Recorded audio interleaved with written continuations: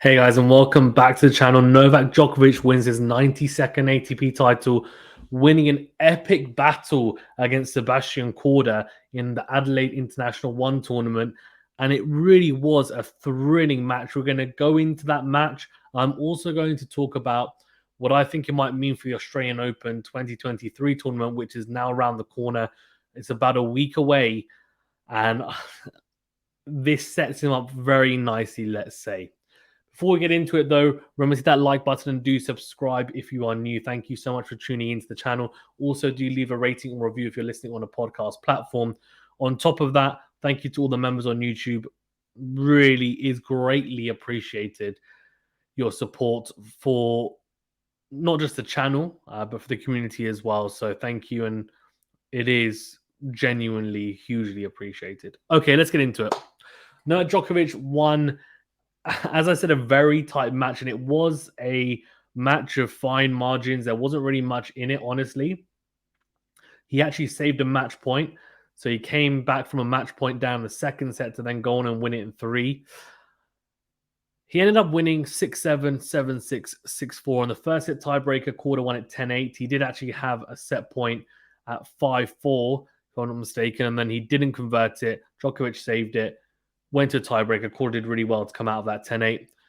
Then in the second set, he had a match point at 5-4, 30-40, sorry, even, because Djokovic was serving. So it was a break and match point. Break, set, and match point all wrapped into one. Djokovic saved it. And what I think was the most impressive thing about Djokovic saving that match point was that he saved it with an overhead. And the overhead is arguably the weakest element of his game. And it wasn't an easy overhead. It wasn't. He was pedaling backwards towards the backhand corner and ended up hitting like an in-to-out overhead, if you will, into the backhand corner of Korda. It was a tough one.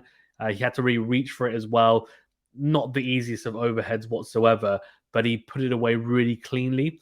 And that to me was incredibly impressive and highlights, I think, how much of a mental giant he is. Now, he's won his 92nd title, Djokovic, and that is, if I'm not mistaken, 15 away from the top dog, which is Jimmy Connors. He's on 107 titles. He's tied with Nadal at the moment on 92. Whether he can catch that or not remains to be seen. He's still got quite a few years left in him, so I'm sure he's got his eyes on yet another record. But this, of course, does help his case, no doubt, and he'll be looking to win titles. I think he's been winning around 4 to 5 titles a year, so I guess if he was to play 3 or 4 more years, then he's probably got it in the bag. But back to the match and some of the patterns of play and what I ended up noticing. So after that match point was saved, there was a slight momentum shift, even.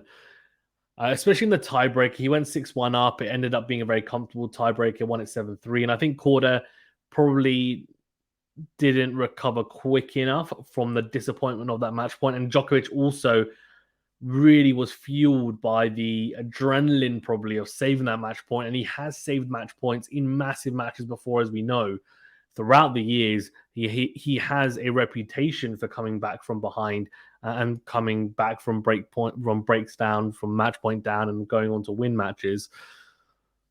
And then, of course, in that third set, he ended up winning 6-4. And I think, Korda got broken at 5-4. There was some pressure. He missed an easy overhead at, I think it was on Juice. That would have been disappointing. And then he missed with a forehand, which was, a relatively difficult forehand behind the baseline, getting stretched a little bit, so understandable. But he'll take a lot of positives from this. And I know after he did say that, it's a great experience and he will take the positive points from this and build upon it. And he should do, because he was 1 point away and he could have ended up winning in straight sets, and what a win that would have been. But in the end, it wasn't to be. Before I talk about Djokovic specifically and what this means for the Australian Open, I actually want to talk a little bit about Sebastian Korda, because I think he deserves it. Before this season started, and of course, it's only been a few weeks now of 2023, I did say that I really wanted Sebastian Korda to kick on this year, because I feel like a lot of the younger players, the Alcarazes, the Sinners, the Holger Runes, you've also got someone like Nakashima coming through as well now, Jack Draper. All of these younger guys are doing something. Musetti even as well. Korda, has been there or thereabouts, and he's made some good results and has recorded some good results even.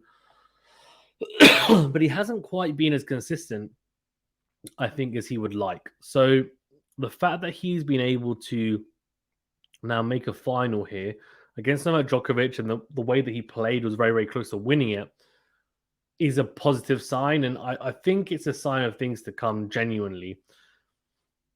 He definitely raised his level, I think, for this match. And, he played some of the best tennis I've seen him play. Now, I haven't seen him, of course, as much as, say, a Djokovic or a Nadal or a top 10, top 15 player. I haven't watched him as much as those guys, but I've seen him enough to know that his style of game, in terms of the bare bones of skeleton, is very, very strong. It's more about decision making and the mental side of the game. If I'm being completely honest with you, he seems to have almost everything in terms of attributes for a tennis player. He's pretty complete. Now, that's not to say that he's complete. Doesn't mean that he is going to be everyone. He's the best player on the planet. That's not what I'm saying. What I'm saying is that there's not too many weaknesses in his game if he is making sure that mentally and physically he is dialed in and his decision making is spot on. It means that he is then a threat to anyone on tour, in my opinion. His serve is very potent, and he hit 14 aces, I think it was, in the final, which is impressive. On top of that, his ground stroke hitting, in my opinion, is extremely smooth. And Djokovic actually said before the match, and I agree with him, that he has a very beautiful style of play and it's effortless hitting at times. And it is. If you watch him on his forehand side, there's different looks which I like. He can hit it flatter, he can hit it with more topspin, different angles. But the thing that impressed me the most is the backhand wing, and we'll touch upon that in a second, because what I want to talk about is his willingness as well to come to the net, which I thought was impressive. He's got a really good touch of the net, which is beautiful. And something that he could probably add a bit more to is his drop shot. I think he needs to potentially work on that a bit more, utilize it a bit more, and try and use that to his advantage. Because there were times, I think, that he got dragged into longer rallies and probably could have played it, and that would have helped. But before I touch more in depth on the backhand side, I also have to mention his shot tolerance, because against Djokovic, it was very, very good. And he was actually winning a lot, like a pretty substantial portion of the longer rallies against Djokovic. He was the one who was making the least mistakes in the first two sets, you could say, in the longer rallies. So that to me was very impressive. His patience and also his ability to stick in the rally with high quality ground stroke tennis from the back of the court, high quality baseline tennis, was very, very good. He managed to stick with Djokovic from the back of the court, which, as I've said about other players, there's not many out there that can do that. Medvedev can do it, I guess, on hard courts, and I think Nadal can on a clay court, maybe not on other surfaces. But there's not too many out there that can really stick with him longer term in the rally. But Korda seems to be one that might be up there. And the biggest reason for that is the backhand. The backhand side of Korda's is, if you haven't seen him play or you haven't seen a lot of him, you might not know this, but his backhand, and I always knew it was solid, but after watching it hold up against Djokovic and the way it held up against Djokovic, it then highlights to me the fact that actually it is extremely good for the most part. When it's firing like it was today, it's not only isn't a shot that can stick with Djokovic, but it can also be a weapon. What I was most impressed about with Korda is the fact that he doesn't take huge swings at the ball, huge slices at the ball. He doesn't. it is a pretty effortless technique, as Djokovic pointed out. And the two-handed backhand, though, what I really like about Sebastian Korda's two-handed backhand is his use of his left hand and the way that he finds these beautiful angles. There are a few backhands where he was hitting it from behind the baseline and still managing to find these short angles to drag Djokovic out wide on the backhand side. I saw something today which I don't normally see Djokovic utilize a lot against really anyone or many people on tour anyway, and that is actually having to revert to slicing to try and change up the rhythm on the backhand side in the backhand rally. So to one, I think, change up the rhythm and give Korda less pace to work with, and potentially, to avoid Korda being able to utilize more angle, because with the backhand slice, if you think about it, physically, it will end up naturally spinning into the forehand side, right? So spinning. Sorry, well, right if you're front on as a righty, so that goes into your right hand side. And Djokovic was going cross court, but he was almost trying to like cramp Korda, I think, as well, and give him as little angle as possible, because I think when they were going drive backhand to drive backhand, Korda was actually having a lot of success at times. He really was, and the angles he was finding for me was really impressive to see, and it was almost like watching Osaka when she was in her prime hit her backhand, because or when she's on top form even, because she also finds these crazy angles on the backhand. I feel like Korda is similar, and what really impressed me was there are a few balls where it kind of dropped deep into court and he was pedaling backwards, and then you're just thinking, okay, well, he'll go cross court and he might go hard, but he's not going to find anything special. But he found these great angles in positions which I wouldn't expect a righty with a two-hander to find, and he was still finding them. And I didn't know how he was doing it because it's extremely hard skill to master, but he was doing it and not making too many mistakes. So hats off to Sebastian Korda. He had a very, very good match. I think, unfortunately for him, he just came up against one of the GOATs, and Djokovic, despite not maybe being in top form, is still in good enough form to wipe the floor with 99% of the players on tour. And this time he didn't wipe the floor with Korda. It was a very close one, but he edged him out because he is clutch, to be perfectly honest with you.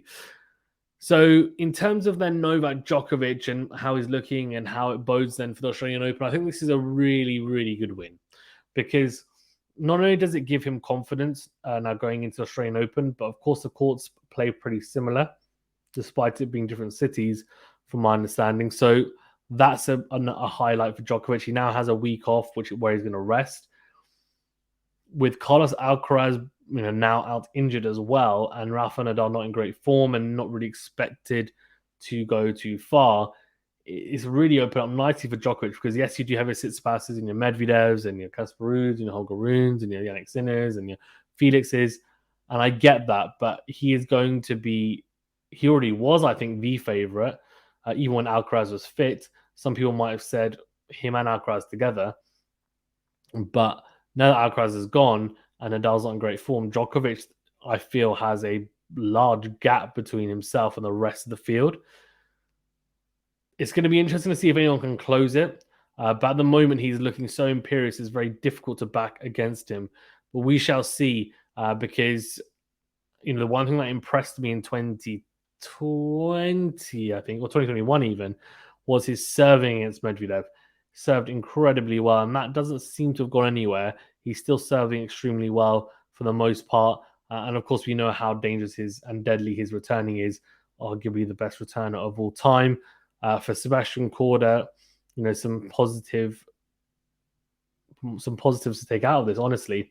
And for Djokovic, it will be, okay, another tournament under my belt. Let me go and rest and then come to Australia to win. That's all he'll be looking to do, is come in and win. I think he's going to ignore any of the crowd that are booing him. I think he's going to be completely dialed in, and it's going to be extremely hard, I think, for anyone who faces him, because he's going to become, mentally tougher and tougher. And the more that people, slate him, I think he almost feeds on it at times, does Novak Djokovic. So, yeah, intriguing times ahead. In my opinion, he is the favorite now for the Australian Open 2023. I think he was before anyways, but even more so with Alcaraz now being injured. We'll see how many other injuries come through, but obviously a massive disappointment as someone who is a fan of not just a few tennis players, but all tennis players generally. So yeah, but it is what it is. Thank you so much, guys. Really do appreciate you tuning in as always. Remember to that like button. Do subscribe if you're new. Let me know what you think of Novak Djokovic and his win in Adelaide. Were you impressed? If you're a Korda fan, were you impressed with his performance as well? And on top of that, you can become a member by hitting that join button. We really do appreciate it, of course.